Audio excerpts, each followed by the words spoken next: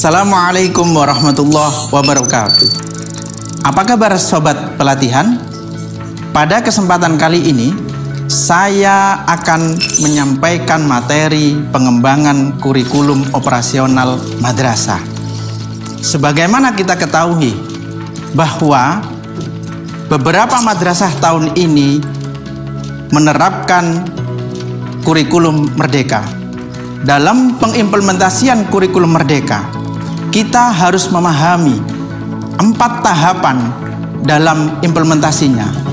Yang pertama, memahami garis besar kurikulum merdeka.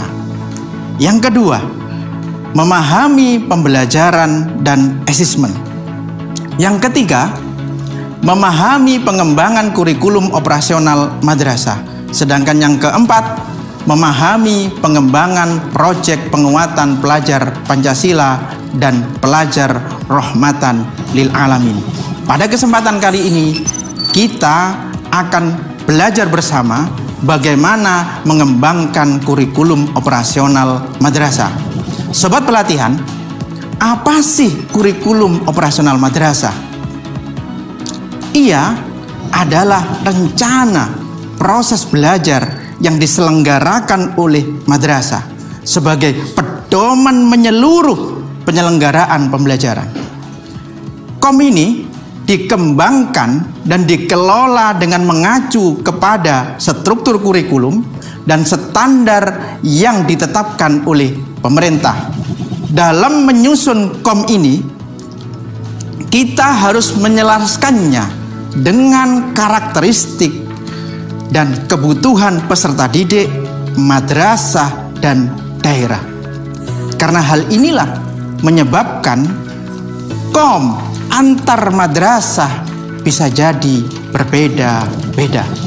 Sobat pelatihan, dalam menyusun pengembangan kurikulum operasional di madrasah, kita harus memperhatikan beberapa prinsip-prinsip. Yang pertama, pengembangan KOM harus berprinsip berpusat pada peserta didik, yaitu pembelajaran harus memenuhi keragaman potensi, perkembangan dan tahapan belajar, serta kepentingan peserta didik. Prinsip yang kedua adalah KOM harus kontekstual. KOM harus menunjukkan kekhasan dan sesuai dengan karakteristik madrasah, konteks sosial budaya dan lingkungan, serta dunia kerja dan industri khusus untuk madrasah aliyah kejuruan. Prinsip yang ketiga, KOM harus berprinsip pada esensial, yaitu memuat semua unsur informasi yang paling penting, bahasanya lugas, ringkas, dan harus mudah dipahami. Prinsip selanjutnya adalah KOM harus akuntabel, dapat dipertanggungjawabkan karena berbasis data dan berbasis aktual. Prinsip selanjutnya, KOM berprinsip melibatkan berbagai pemangku kepentingan. Kemudian prinsip yang terakhir adalah berprinsip pemerataan dan peningkatan mutu. Sobat pelatihan yang saya banggakan, selanjutnya setelah kita memahami prinsip pengembangan kurikulum operasional madrasah, kita juga harus memahami komponen-komponen apa saja dalam kurikulum operasional madrasah. Komponen yang pertama adalah analisis karakteristik madrasah. Komponen yang kedua, visi, misi, dan tujuan. Komponen yang ketiga adalah pengorganisasian pembelajaran. Sedangkan komponen yang keempat adalah perencanaan pembelajaran. Sobat pelatihan, penyusunan kurikulum operasional madrasah ini harus bersifat tetap dan fleksibel. Tetap dalam artian ia mengacu kepada kerangka dasar kurikulum yang ditetapkan oleh pemerintah pusat. Sedangkan sifat fleksibel dalam menyusun KOM, kita harus juga memperhatikan karakteristik dan kebutuhan madrasah.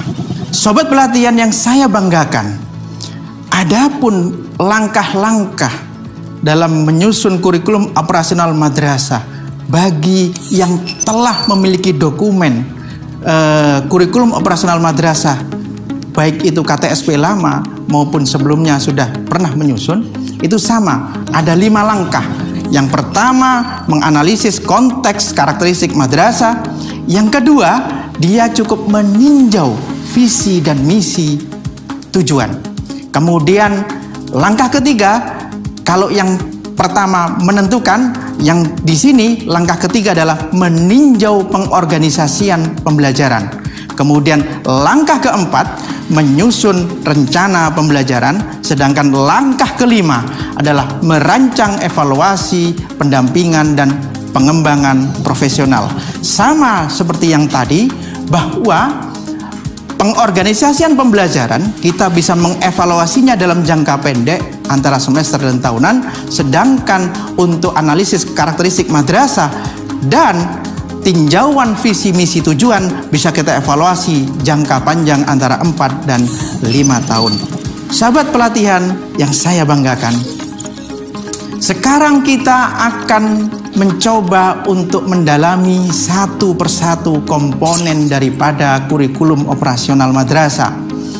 Komponen yang pertama, sebagaimana saya sebutkan tadi, adalah analisis karakteristik madrasah. Analisis karakteristik madrasah ini adalah gambaran keunikan suatu madrasah dalam hal peserta didik, tenaga pendidik, tenaga kependidikan, sarana prasarana, kemitraan, potensi sumber dana, dan lingkungan sosial budaya yang melingkupi madrasah. Madrasah juga harus mengidentifikasi diferensiasi keunggulan masing-masing sesuai dengan karakteristik yang dimilikinya. Khusus untuk madrasah aliyah kejuruan, karakteristik juga melingkupi program keahliannya. Dalam menganalisis karakteristik madrasah ini, ada beberapa pilihan untuk mengumpulkan informasi. Yang pertama, bisa melewati kuesioner. Yang kedua, bisa melewati wawancara. Yang ketiga, bisa kita mengadakan diskusi kelompok terhimpun. Kemudian yang keempat, kita bisa mengadakan observasi di madrasah kita. Sedangkan yang kelima, melewati rapot pendidikan ataupun evaluasi diri madrasah.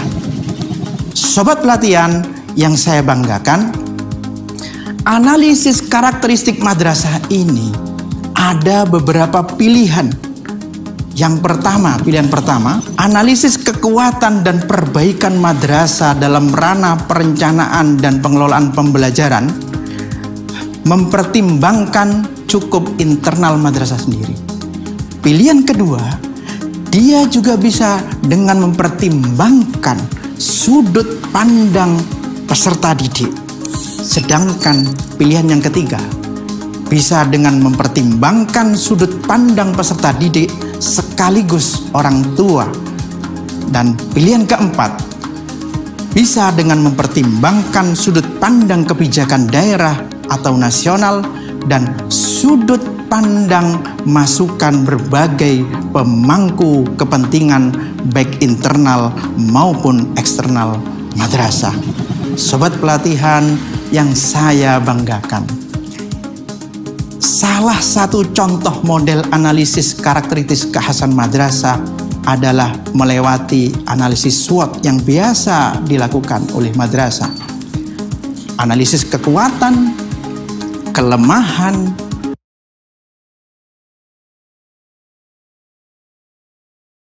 peluang, dan tantangan. Sobat pelatihan yang saya banggakan, selanjutnya komponen yang kedua adalah visi, misi, dan tujuan. Apa sih visi itu? Visi adalah cita-cita bersama pada masa mendatang dari warga madrasah tersebut. Sedangkan misi adalah pernyataan bagaimana madrasah mencapai visinya. Kemudian tujuan adalah gambaran dari hasil yang akan dicapai dalam kurun waktu tertentu oleh setiap madrasah. Sobat pelatihan yang saya banggakan, ada beberapa pilihan madrasah dalam menyusun ataupun meninjau visi, misi, dan tujuan.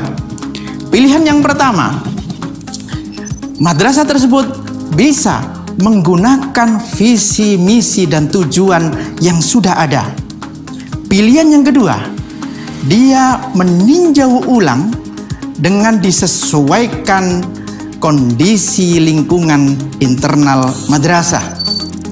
Pilihan ketiga, meninjau ulang visi, misi, dan tujuan madrasah disesuaikan dengan kondisi lingkungan internal dan eksternal madrasah serta karakteristik peserta didik dan aspirasi orang tua.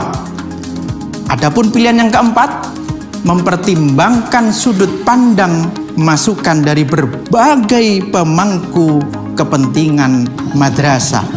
Dan jangan lupa sobat, dalam menyusun tujuan kita harus mempertimbangkan prinsip SMART. Apa itu?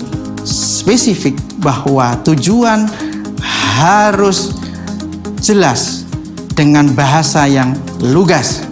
Measurable, tujuan harus dapat diukur kemajuannya. Achievable, tujuan atau target harus realistis dan dapat dicapai. Relevan, tujuan dan target harus bisa mendukung dan selaras dengan target-target yang lainnya. Kemudian time base, bahwa tujuan atau target sebuah madrasah itu harus memiliki tenggang waktu tertentu. Sobat pelatihan yang saya banggakan, demikian materi dari saya. Jangan lupa tetap semangat mengikuti video-video selanjutnya. Madrasah Mandiri Berprestasi. Wassalamualaikum warahmatullahi wabarakatuh.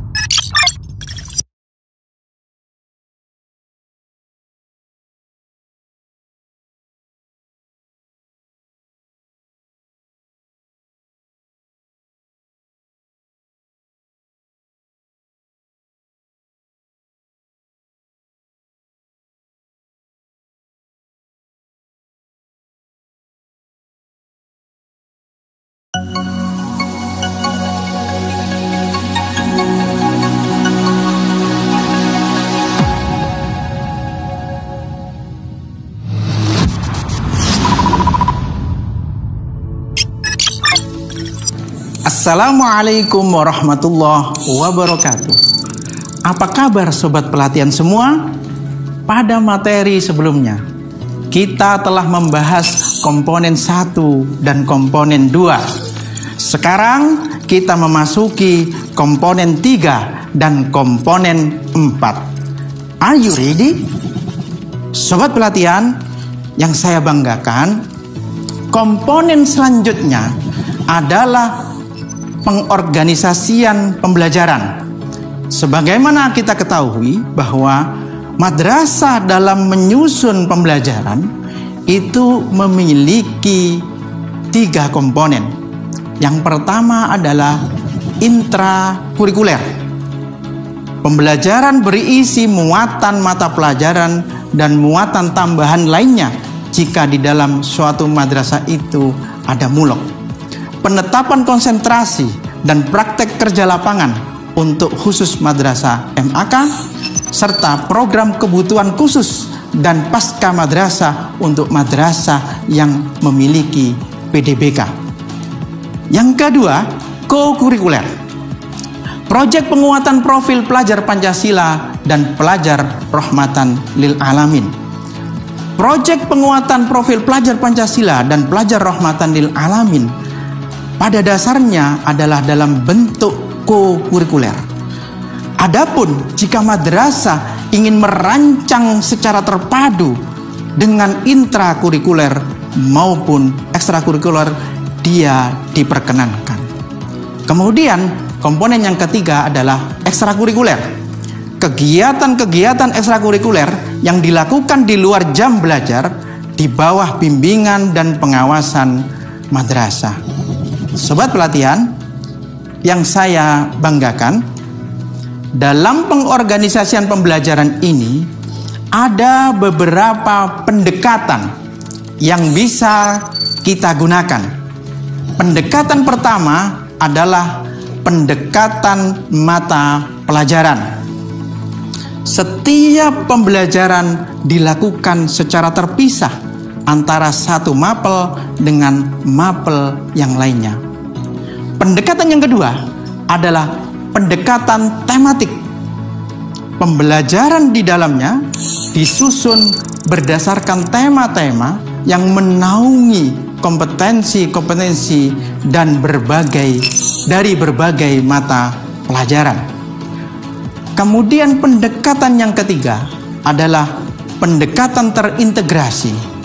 Dalam artian konsep-konsep dari mata pelajaran diajarkan secara kolaboratif dari berbagai sudut pandang oleh tim teaching, secara kolaborasi oleh guru. Kemudian pendekatan keempat adalah pendekatan secara bergantian dalam blok, dalam waktu terpisah. Pembelajaran dalam pendekatan ini dikelola dalam bentuk blok-blok waktu dengan berbagai macam pengelompokan. Sobat pelatihan yang berbahagia, setelah kita membahas komponen 1, 2, dan 3, kita sekarang memasuki komponen 4, yaitu perencanaan pembelajaran. Perencanaan pembelajaran ini meliputi ruang lingkup madrasah dan ruang lingkup kelas. Ruang lingkup madrasah yaitu penyusunan alur tujuan pembelajaran atau dalam bahasa lama kita sebut silabus. Ia berfungsi mengarahkan madrasah dalam merencanakan, mengimplementasi, dan mengevaluasi pembelajaran secara menyeluruh. Sedangkan perencanaan pembelajaran ruang lingkup kelas yaitu penyusunan modul ajar atau rencana pelaksanaan pembelajaran. Nantinya dalam KOM, modul ajar dan perencana pelaksanaan pembelajaran ini cukup dilampirkan contoh-contohnya saja. Sobat pelatihan yang berbahagia, dalam penyusunan KOM, setelah kita susun komponen 1, 2, dan 3, kita memasuki bagaimana mengevaluasi kurikulum operasional madrasah ini. Dalam evaluasi itu ada 2 aspek yang perlu kita evaluasi. Yang pertama adalah evaluasi pembelajaran, yang kedua adalah evaluasi kurikulumnya. Ini dilakukan secara mandiri dan berkala oleh madrasah. Dalam evaluasi pembelajaran, bertujuan untuk mengukur keberhasilan pendidik dalam memfasilitasi pembelajaran. Sedangkan evaluasi kurikulum madrasah bertujuan untuk mengukur keberhasilan kepala madrasah dan pendidik dalam menjalankan seluruh program pendidikan yang direncanakan dengan tujuan untuk memahami apa atau belum. Sobat pelatihan, dalam mengevaluasi pembelajaran dan kurikulum operasional madrasah ini ada beberapa yang bisa kita jadikan sumber. Yang pertama adalah melalui hasil asesmen peserta didik per unit. Kemudian yang kedua, melalui artefak peserta didik, melalui proyek peserta didik, portofolio, pameran karya, pertunjukan, dan lain sebagainya. Atau bisa juga melalui survei lulusan kita, atau juga bisa melalui refleksi proses pembelajaran oleh pendidik. Dia juga bisa melalui observasi yang dilakukan oleh kepala madrasah, atau juga bisa melalui rapot madrasah atau evaluasi diri madrasah. Nah, inilah beberapa sumber yang bisa kita jadikan evaluasi pembelajaran dan kurikulum operasional madrasah. Sobat pelatihan yang saya banggakan, setelah melewati seluruh proses evaluasi tersebut, kepala madrasah dan pengawas melakukan pendampingan dan pengembangan profesional. Dengan cara apa melakukan pendampingan dan pengembangan profesional? Pertama, dengan cara coaching, yaitu proses pendampingan untuk mencapai tujuan dengan menggali pemikiran-pemikiran seseorang, dalam hal ini pendidik, terhadap suatu masalah. Yang kedua, melalui mentoring, yaitu proses pendampingan dengan berbagi pengalaman dan pengetahuan untuk mengatasi suatu kendala.